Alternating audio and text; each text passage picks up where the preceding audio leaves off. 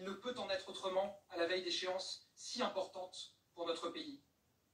Sens du devoir et respect de la souveraineté du peuple, voilà l'image que je me fais des fonctions de Premier ministre. Mesdames et messieurs, ce soir, une nouvelle ère commence. Une nouvelle ère pour notre nation. À compter de demain, le centre de gravité du pouvoir sera, par la volonté des Français, désormais plus que jamais entre les mains du Parlement, entre les mains des représentants de la nation, et donc entre les mains de nos concitoyens.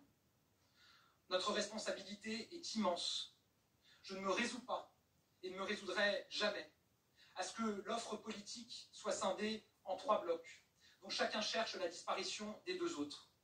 Parce que ce n'est pas la France, et parce que ce n'est pas le peuple français. Je ne me résoudrai jamais, et plus particulièrement ce soir où l'extrême droite réalise un score historique, à ce que des millions de nos concitoyens fassent le choix de voter pour les extrêmes. À ces Français, je l'ai toujours dit, et je le redis ce soir, je respecte chacun d'entre vous, quel que soit votre choix.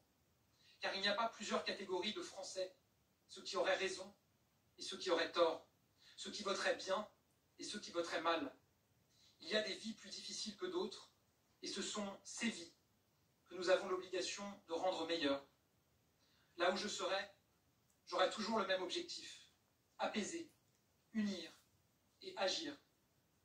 Avec une méthode claire, ne jamais trahir nos valeurs, ne jamais nous allier avec ceux avec qui nous ne partageons rien.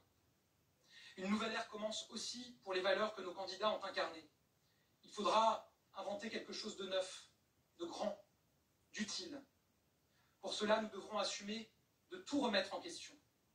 Dès demain, notre espace politique devra se mettre au travail pour bâtir une offre politique nouvelle, penser toujours et avant tout aux Français, à leur vie, et incarner à nouveau l'espoir pour eux, avec des valeurs claires, garantir l'union et ne jamais céder à la division, incarner l'autorité tout en conservant notre humanité, agir pour la sécurité, être du côté de ceux qui croient en la France, toujours, et du côté de nos compatriotes, sans cesse.